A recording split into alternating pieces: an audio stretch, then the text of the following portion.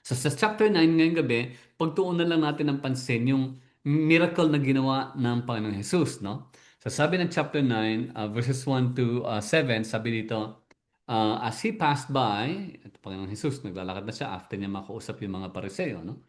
Dahil the Jews tried to stone Jesus, no?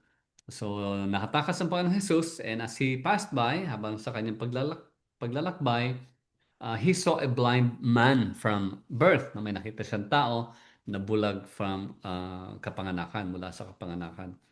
And his disciples asked him, Rabbi, who sinned? No? This man or his parents that he was born blind? No? So tinatanong nilang Panginoon Jesus, Teacher, sabi niya, sino nagkasala dito? Itong lalaking ito, yung kanyang magulang dahil siya ay pinanganak na bulag. Jesus answered, It was not that this man sinned or his parents, but that the works of God might be displayed in him. We must work the works of him who sent me while it is day. Night is coming when no one can work. As long as I am in the world, I am the light of the world. Having said these things, he spit on the ground and made mud with the saliva. Then he anointed the man's eyes with the mud and said to him, Go, wash in the pool of Siloam. So he went and washed and came back seeing. So again, bago natin pagpatuloy ito, may katotohanan dito na itinuwid ang Panginoong Jesus. Ang pagiging bulag ng lalaki from birth is not because he's a sinner, although talaga nagkasala nga siya. Lahat tayo sinners, no? So, pati magulang niya, sinner din. Pero ang point dito ng Panginoong Jesus, hindi konektado yung pagiging bulag niya sa kanilang pagiging makasalanan, no? That is the point there. Hindi sinasabi ng Panginoon Hesus na walang kasalanan yung lalaki, hindi sinasabi na walang kasalanan yung magulang. Because that is contrary to the entirety of scriptures na all have sinned, no? Ang pinopoint out lang dito ni John, ayon sa kanyang pagsalaysay sa enkwentro ito ng Panginoong Hesus, ang pinopoint out niya dito is walang connection yung kasalanan sa pagiging bulag, no? Again, hindi katulad ng mga yung ng 20th day 20th century teaching na kaya ka naghihirap dahil may kasalanan ka and all that. Hindi 'yon, no? The reason dito sabi ng Panginoon Jesus, the reason kung bakit bulag siya, ang sabi niya, may dahilan so that the works of God might be displayed in Him. Kung ba, again, dapat meron tayong understanding of the Old Testament. Kung babalikan mo yung Isaiah 35, Isaiah prophesying about the coming of salvation, no? The salvation promised by God.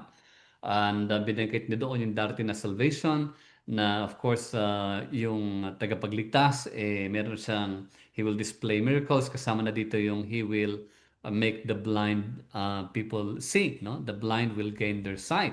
So kung babasahin mo yung Isaiah 35:5, na prophesy yung pagdating ng salvation ng Panginoon, and part of the evidences na magpapatunay na dumating na yung salvation ng Diyos, ang bulag makakita na, no?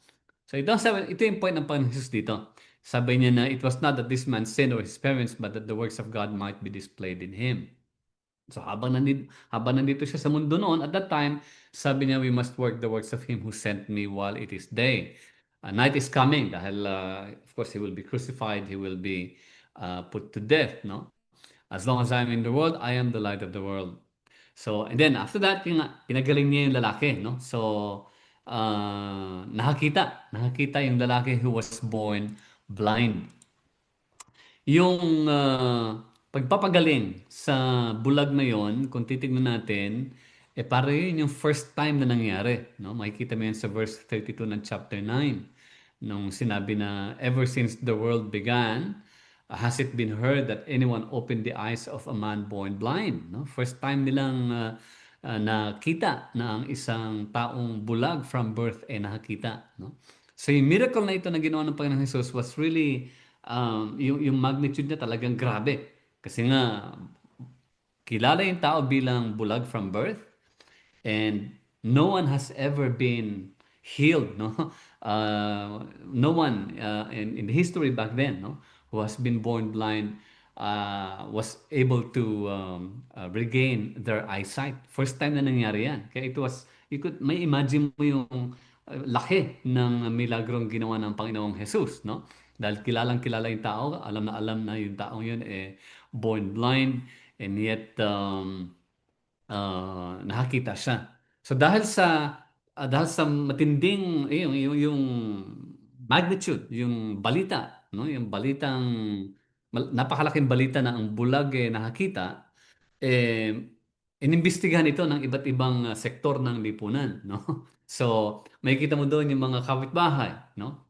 Sa verses 8 to 13, yung mga kapitbahay o yung mga neighboring mga neighbors, mga neighboring towns siguro, neighboring houses, nakilala yung lalaking bulag, sila mismo nag-inquire, no? Tinatanong nila kung tunay nga bang nakakita itong bulag na ito.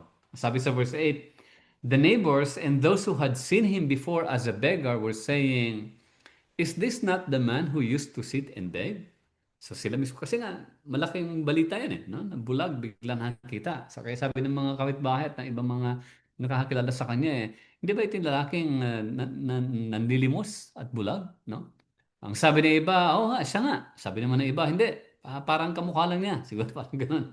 Pero sabi ng lalaking bulag, I am the man, no? So nung inamin ng lalaki na ako yon, ako yung bulag na ngayon dating namamalimos, dating bulag ngayon nakakita na, no? So they said to him, then how were your eyes open? Paano bigla ka nakakita, no? Sabi ng verse 11, he answered, the man called Jesus made mud and anointed my eyes and said to me, go to Siloam and wash. So I went and washed and received my sight. They said to him, where is he? He said, I do not know. So nung iniimbestigahan ng mga neighbors kung nasaan na ito nagpagaling sa iyo, once na na-validate nila, no? Na-validate nila na, oo nga, ito nga yung bulag na biglang nakakita. Nasaan na yung nagpagaling sa iyo? Hindi nila alam. Ang ginawa nila is, dinala nila yung dating bulag sa mga Pariseo. Yung mga pinuno ng Jewish sect ng panahon na yon, no? So dinala nila sa mga Pariseo. Pagdating sa Pariseo, siyempre, yung mga Pariseo naman, biglang tinanong yung lalaki, no? Hindi nila tinatanong specifically kung papaano siya napagaling, hindi yun ang habol nila, kundi ang habol nila dahil sa napagaling yung lalaki sa araw ng Sabat. So babalik ka sa chapter 5 ulit, no? Babalik ka sa chapter 5 na kung saan pinagaling ng Panginoon Hesus ang isang paralitiko sa araw ng Saba, no? And so, ito muli ang concentration ng mga Pariseo. Bakit ka pinagaling sa araw ng Saba, no? At dahil dito sinasabi nila, yung nagpagaling sa iyo, hindi galing sa Diyos. Dahil kung galing sa Diyos yan, dapat hindi siya gumagawa ng trabaho sa Saba, no? So, yun ang ginagawa ng mga Pariseo. Again, rejecting the works of Jesus Christ. Kaya sabi ng verse 14, now it was a Sabbath day when Jesus made the mud and opened his eyes. Kasi nga, sa mga Pariseo, sa mga Hudyo, bawal magtrabaho sa Sabat, no? So the Pharisees again asked the blind man how he had received his sight. And he said to them, he put mud on my eyes and I washed and I see. No? Kaya sabi ng mga Pariseo, this man, referring to Jesus, yung nagpagaling, this man is not from God, for he does not keep the Sabbath. No? But others said, how can a man who is a sinner do such things? Kung talagang sinner siya, bakit meron siyang kakayahang magpagaling, no? And dahil dito nagkaroon ng division sa publiko, if you like, no? Nagkaroon ng division sa crowd, no? So they again said to the blind man, what do you say about him since he has opened your eyes? Sabi nung lalaking napagaling ang kanyang pagkabulag, sabi niya, he is a prophet. So hindi pa talaga nila kilala, no? Ang Panginoon Jesus. So sa tingin ng gumaling, he is just a prophet. And then, so notice, yung mga neighbors nag-inquire, yung mga Pariseo nag-inquire, hindi na kontento yung Pariseo, tinawag ng Pariseo yung magulang ng bulag. So sabi ng mga Pariseo doon the Jews, sabi sa verse 18, the Jews did not believe that he had been blind and had received his sight until they called the parents of the man who had received his sight and asked them, Is this your son who you say was born blind? How then does he now see? Notice? Kasi nga, hindi sila parang nagdududa sila no, sa nangyayari. Itinawag yung magulang, ito ba yung anak ninyo na dating bulag na yung kapanganakan, eh bakit ngayon bigla siya nakakita? Sabi ng magulang, we know that this is our son. Alam namin na ito yung anak namin. And that he was born blind. But how he now sees, we do not know. Hindi namin alam kung paano siya nakakita. Nor do we know who opened his eyes. Hindi rin namin alam kung sino na nagpagaling sa kanya. No? Sabi ng magulang, tanungin niyo siya. Ask him. He is of age. No? May edad na siya, ba't niyo siya tanungin? He will speak for himself. Now, sabi ni John dito, meron siyang comment dito si John, sabi niya, sinabi ng magulang ito, his parents said these things because the parents feared the Jews. Why? Because the Jews agreed that if anyone should confess Jesus to be the Messiah or to be the Christ, whoever confesses that, they will be put out of the synagogue, may expel. Kaya ayaw ng magulang na ma-expel sa synagogue, kaya ang sabi nila, you ask him. Tanungin niyo yung anak namin. May edad na yan eh. Dahil nga ayaw nilang ma-expel sa synagogue. So, after that, wala sila nakuhang tanong, wala sila nakuhang sagot sa magulang, tinanong ngayon yung bulag, no? So notice, tinanong yung mga neighbors nagtanong, ang ginawa ng neighbors, dinala sa pariseo, yung mga pariseo nagtanong, hindi na kontento, tinawag ang magulang, sabi ng magulang, tanongin niyo siya, no? And yung bulag ngayon, eh, siyempre, makikita mo dito yung division na namamagitan na nag-exist, no? Na umiiral sa crowd, sa crowd, if you like, sa mga nandoon, no? May mga naniniwala at may mga hindi naniniwala, no? Bakit? Dahil sabi ng iba, sabi ng lalaking gumaling, he is a prophet. Pero sabi ng iba, he is the Christ. No? And then sabi naman ng iba sa verse 3, he is actually from God.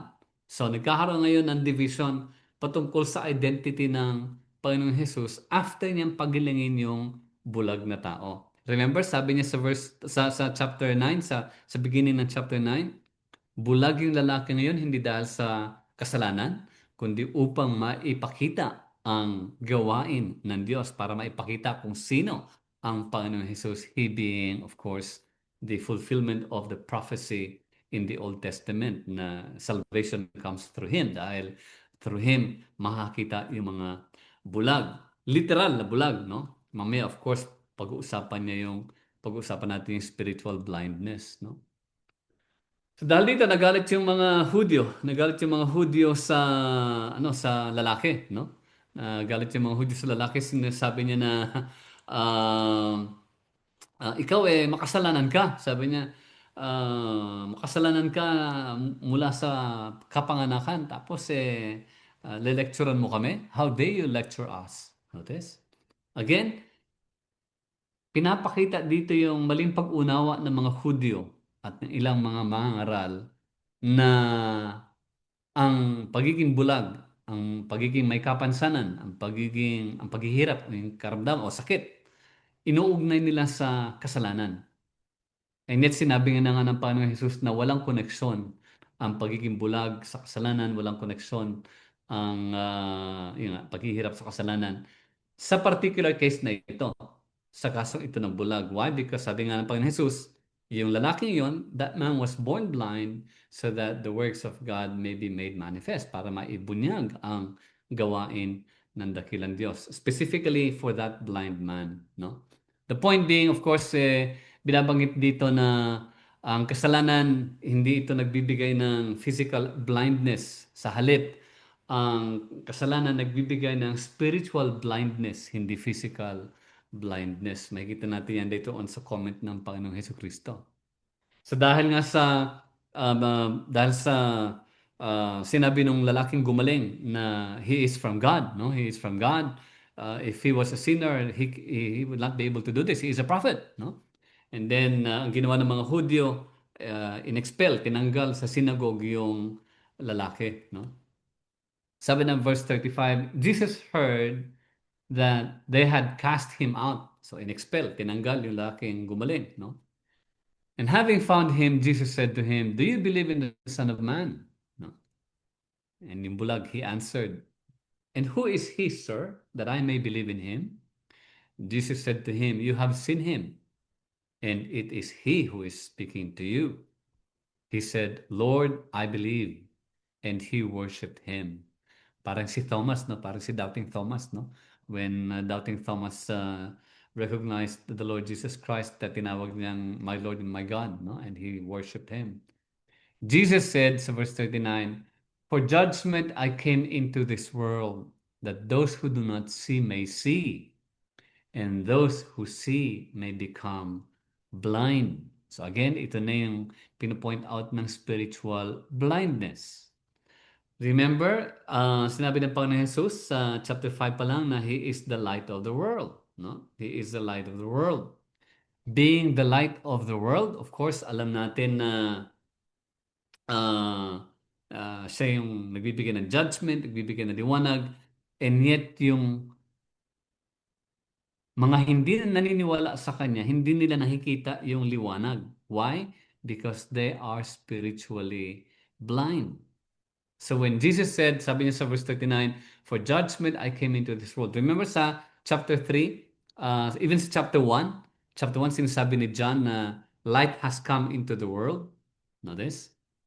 Inulit niya yan sa chapter 3, na sa verse 19, that light has come into the world, but the world loved darkness. No? So again, pinupoint at dito yung physical, yung spiritual blindness. Nagsimula sa physical blindness and then nagtatapos ang Panginoong Jesus sa spiritual blindness. Dahil siya yung light of the world, being the light of the world na nakita nung bulag na tao, na-recognize ng bulag na tao na siya yung light of the world, and the same light of the world that is being rejected by the teachers of the law who claim to be um, not blind. No? Kiniklaim, inaangkin nila hindi sila bulag, and yet hindi nila nakikita yung liwanag that is Jesus Christ. Kaya sabi ng verse 40, "Some of the Pharisees near him heard these things and said to him, 'Are we also blind?'" So parang na-offend yung mga Pariseo, no? And then sabi ng Panginoon Jesus, "If you were blind, you would have no guilt. But now that you say, we see, your guilt remains." Pinipoint out dito ng Panginoon Jesus again yung spiritual blindness ng mga Pariseo. You go back sa chapter 8, bakit hindi naniniwala yung Jewish leadership? Bakit hindi sila naniniwala sa Panginoon Jesus sa kanyang claims that I am? Ilang beses binanggit ng Panginoon Jesus na I am. Dahil nga sa they do not belong to God. And bakit hindi sila naniniwala kay Panginoon Jesus bilang liwanag? Kasi nga bulag sila. Yung taong physically blind whose eyes were opened, nakita niya kung sino ang Panginoon Jesus. Why? Because Jesus did not only open his physical vision. Hindi lang niya binigyan ng physical vision yung tao, but also the Lord opened his eyes as to who he is. No? Kaya yung confession niya na, "Lord, I believe," patunay na nakilusan siya, binigyan siya ng vision, kumbaga, binigyan siya ng ng liwanag. O, binigyan siya ng sight. No? Binigyan siya ng spiritual eyes upang makita ang Panginoon Jesus bilang tunay na Messiah, chosen one, Kristo, tagapagligtas, no? At Panginoon. No? Nakita niya yung liwanag because nagkaroon siya ng spiritual openness, no? Ng spiritual enlightenment, no? If you like, nagkaroon na siya ng spiritual enlightenment. Yung mga Pariseo, nananatili sila nasa dilim. Why? Because they remain to be in darkness. Why? Their eyes has not been open. Hindi na imulat ang kanilang mga mata sa katotohanan patungkol sa kung sino ang Panginoong Jesus. Sa kabila ng ginawang milagro ng Panginoong Jesus, sa kabila ng kanyang mga sinabi na siya nga ay galing sa Ama, na siya ay isinugo ng Ama, na lahat ng kanyang sinasabi ay galing sa Ama, sa kabila ng kanyang mga ginawang milagro, nagpakain ng multitude, nagpagaling ng Pararticos chapter 4, galing sa isang bulag. Sa kabila ng mga milagro na nagawa niya, still they do not believe in Jesus Christ. Why? Dahil nga sila ay bulag spiritually, no? And yet dahil sa sila'y bulag spiritually, they still claim that we are not blind, no? Kaya sabi ng Panginoong Jesus na yung guilt ninyo nananatili. Sabi niya sa verse 41, sabi niya, if you were blind, you would have no guilt. But now that you say, we see, your guilt remains. Kasi sabi nila, no, we know. Alam namin kung ano sinasabi namin, yet they reject Jesus Christ. And because of that, their guilt remains. No? So, you notice na Jesus, whose claim earlier is that He is the light of the world, binanggit ni John yan sa chapter 1. Both yung mga Hudyo at yung mga ibang siguro ibang mga publiko, no? And other members of the public were there. All of them were standing before Jesus, who is the light of the world. Of course, others believed, others did not believe. Why? Because sabi nga ng Panginoon Jesus, sabi ni John, light has come into the world, but man loved darkness instead of light. Why? Because their deeds were evil. Everyone who does evil hates the light and will not come into the light for fear that his deeds will be exposed. Take note of yung next sentence. Whoever lives by the truth, sabi ng verse 19, no? Whoever lives by the truth, to 20 ito, comes into the light so that it may be seen plainly that what he has done has been done through God. It is through God na kung saan ang tao ay lumalapit sa liwanag. It is through God, no? Meaning, kilos ng Diyos. Babalik ka sa chapter 1, na we become children of God not because of the will of man, but because of God's will. Babalik ka doon sa teaching, sa chapter 6, na we come to Christ because the Father has drawn us to Christ, no? Babalik ka sa chapter 8, na the reason why people do not believe in Christ is because they do not belong to God. Conversely, for those who believe in Christ Jesus, simply means that they belong to God. No? And then, pagdating mo ng chapter 10, again, katuloy ito eh. Chapter 10, mas pinaliwanag ng Panginoong Jesus kung bakit may mga hindi naniniwala. No? Mas pinakita ng Panginoong Jesus dito yung reason kung bakit may mga hindi naniniwala sa Kanya. And ang ginawa niyang illustration dito is yung sheep. No? Yung sheep and yung shepherd, no? Anyone who hears my voice, they know my voice, they come and follow me, no? Which yung ating pag-uusapan next Saturday sa chapter 10. Dahil doon mas pinoint out ng Panginoong Jesus, mas pinaliwanag niya kung bakit maraming hindi naniniwala, no? And again, makikita mo dito talaga yung sovereignty ng Diyos, yung grasya ng Diyos, yung kapangyarihan ng Diyos, yung pagmamahal ng Diyos, pag-ibig ng Diyos, at yung katigasan, no? Katigasan ng puso ng mga um, tumatanggi sa ating Panginoong Jesus. He is Lord.